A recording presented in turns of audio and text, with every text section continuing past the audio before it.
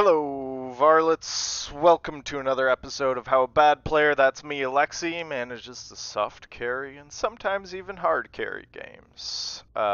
In this guide, I'm going to try to explain how a bad player uses my all-time favorite veteran sharpshooter build at the time of making this video to get through some high-intensity damnation runs in Darktide right now. I'm just going to go through this briefly. This guide isn't intended for beginners. There's lots of guides out there around this build. I'm just going to briefly explain my choices and why. There will be links in the description for my gameplay walkthrough. I highly recommend those, as those will be the most informative to getting you through those high-level intensity damnation runs. But I did figure I may as well give you a bit of a comprehensive breakdown of what exactly I'm running, why I'm running it, and here we go. As you can see, I have a God-rolled Mark III Power Sword. Guys, you don't need it to be this God-rolled.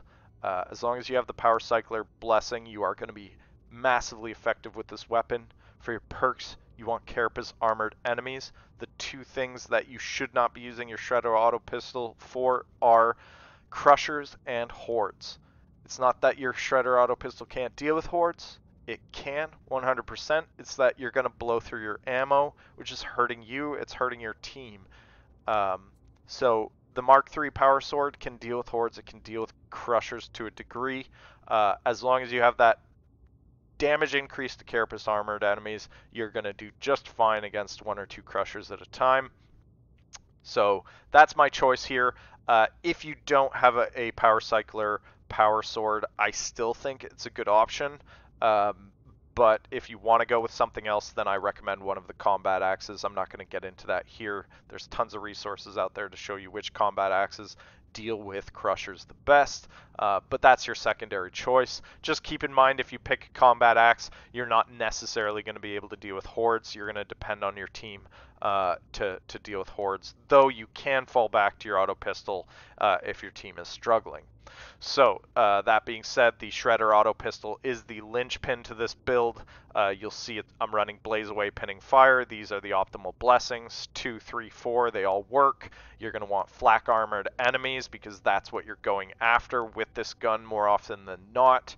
And for your secondary perk, you can pretty much pick anything other than Carapace Armor. Don't boost Carapace Armor damage on this weapon. It's a waste of a perk. Pretty much everything else on your second slot works. Just go with what you seem to be focusing on the most, or go for something general like I've done, ranged weak spot damage. Quickly back to here, Slaughterer is your blessing choice here with Power Cycler. If you don't have Power Cycler, I believe Brutal Momentum is the second best choice, but always Slaughterer really helps you ramp up against those hordes. Moving on, we've got our Curios. You want to have at least 2 that give you plus toughness, 15, 16, 17% toughness. It's all fine. For your third, you can go with more toughness, you can go with max health, or if you find yourself just dropping with relative consistency, then maybe consider the +1 wounds. Personally, I run it with max health just because I find it helps me survive. It helps keep me from going down, so I'd rather not go down than need the +1 wounds. But if you do find yourself going down on a regular basis, +1 wounds is the better choice here. Plus toughness across the board also works. You'll see I've got plus toughness regen speed on all of these. I highly recommend it. It works really well. It synergizes with the build. For your other perks, if you are struggling, then you need to pick which things you are struggling the most and put those damage resistances in there, guys. That's what you should be focusing on. I've got bombers and snipers because that's what I struggle with. I don't have the long range capability, so I can't deal with those bombers and snipers at first. I have to get up close to them, which quite often means sometimes I'm getting hit by them. So that's my suggestion for me. For you, it's whatever is hurting you. That's your choice for your perks. If you don't get hurt by anything, if you don't need that damage resistance, you're probably not watching this video. But then you can look into some sprint efficiency, some combat ability, regen, stuff like that. For feats, briefly here, guys, I'm not going to go over everything in detail. There's tons of guides out there explaining veteran sharpshooters and the choices herein. This is this build. This is why this build works. Confirmed kill. Watch my guide. You'll understand why this is the best choice. You'll see how it works.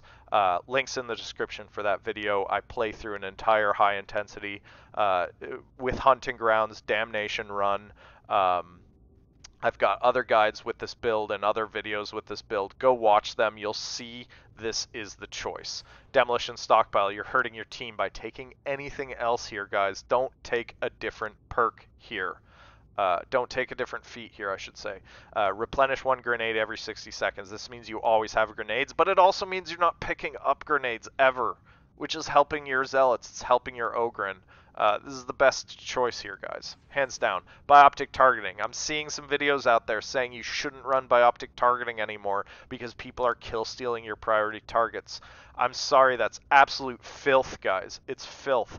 This ability turns your F key, volley fire, into the best support ability in the game.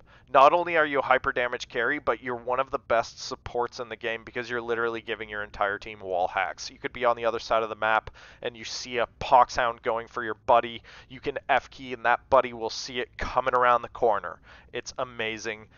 Don't listen to the other haters out there. People looking for worrying about being kill stolen. Like, I'm sorry.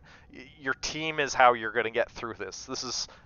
You're not in this to be the hard carry. You're trying to figure out how to get into high level 5 damnation runs.